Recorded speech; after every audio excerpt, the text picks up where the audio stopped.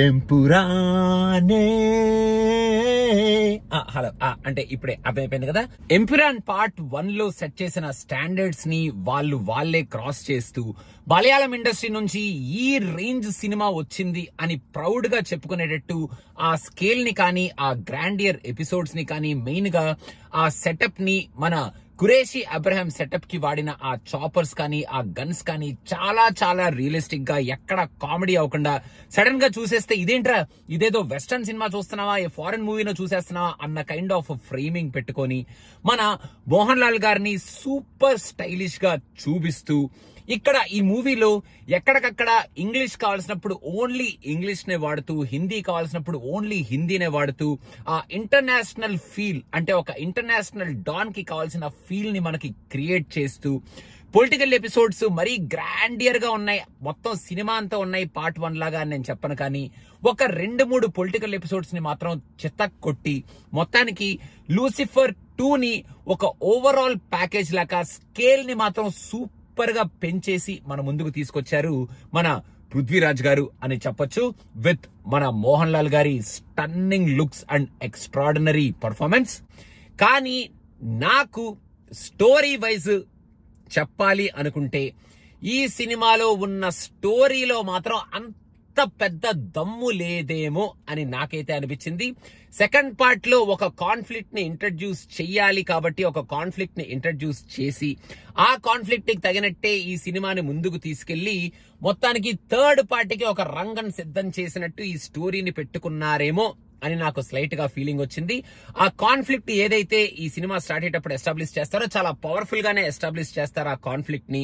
ఆ కాన్ఫ్లిక్ట్ చూసేటప్పుడు ఎంత పవర్ఫుల్ గా ఈ కాన్ఫ్లిక్ట్ ని ఎస్టాబ్లిష్ చేస్తున్నారంటే తర్వాత గట్టి రీజనింగ్ గా ఉండుంటది అనేటట్టు ఆ రీజనింగ్ కూడా బాగానే ఇచ్చుకున్నారు. అక్కడ ఆ రీజనింగ్ కి వచ్చే ఎపిసోడ్ సినిమా చూసిన వాళ్ళకి అర్థమవుద్ది. అక్కడ జరిగే ఆ డైలాగ్ ఎక్స్చేంజ్ కి కూడుకున్న కైండ్ ఆఫ్ సీన్ డెఫినెట్ గా సూపర్ గా ఉంది. ఆ సీన్ కూడా కాకపోతే ఈ స్టోరీ ఏదైతే ఉందో, ఆ కాన్ఫ్లిక్ట్ ఏదైతే ఈ సినిమాలో పెట్టుకున్నారో అది కొంచెం నాకు ఓకే, ఈ సినిమాని కాన్ఫ్లిక్ట్ పెట్టుకొని చితక్కొట్టబోతున్నారనమాట. మీరు చూపించాలనుకుంటున్న సీన్స్, మీరు చేయాలనుకుంటున్న స్క్రీన్ ప్లే, మన ఖురేషీ అబ్రహాం ని జస్ట్ గ్లిమ్స్ లాగా ఫస్ట్ పార్ట్ లో చూపించి ఈ పార్ట్ లో ఆయన మోతాదు కొంచెం ఎక్కువగానే చూపిస్తున్నట్టు మనకి ఈ సినిమాలో ఖురేషీ అబ్రహాం సీన్స్ అన్నిటిని బాగానే చూపించారు అని చెప్పాలి.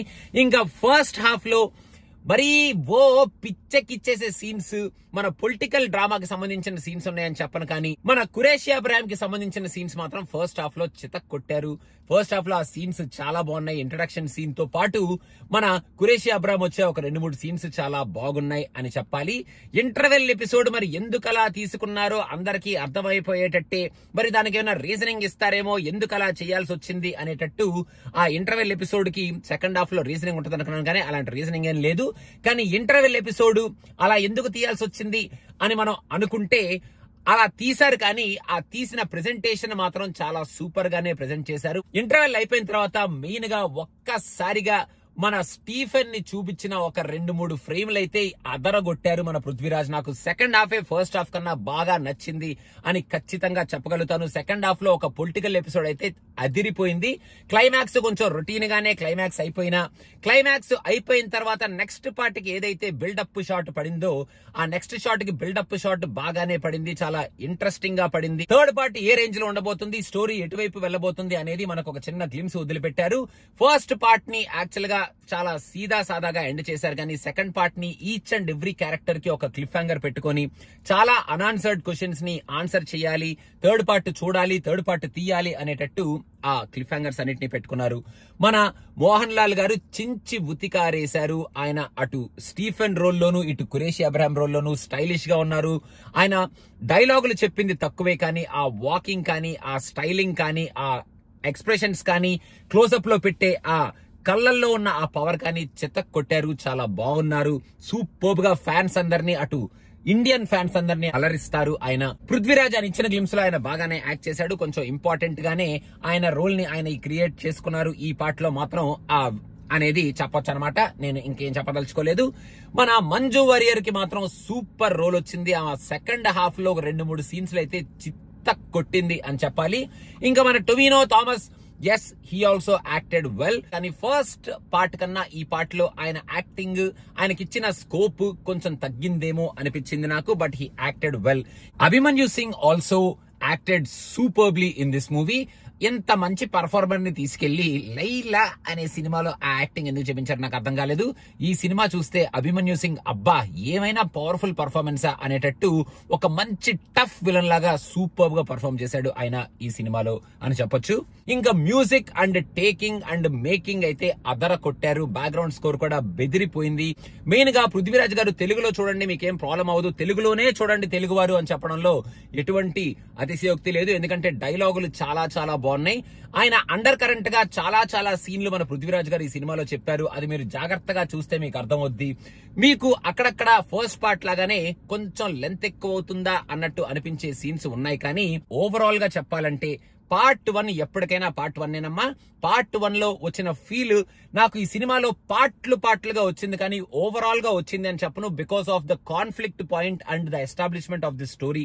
మీరు చూడాలి అనుకుంటే లూసిఫర్ ఫ్యాన్స్ అయితే మీరు ఎంజాయ్ చేస్తారు. Though you will have 1 or 2 slight complaints mainly maybe on the story like me.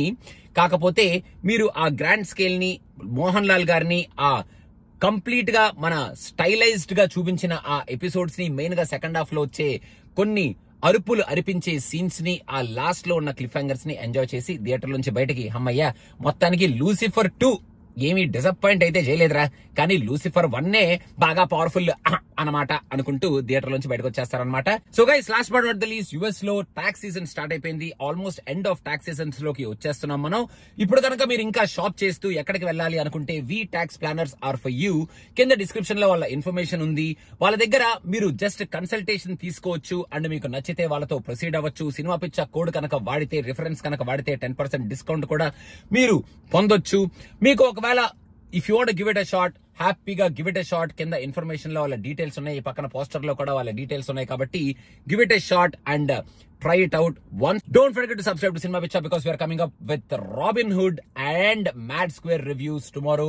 So adanamata first hand reviews meeku vachestayi. And also click on the bell icon to get your notifications. Thank you so much. Bye.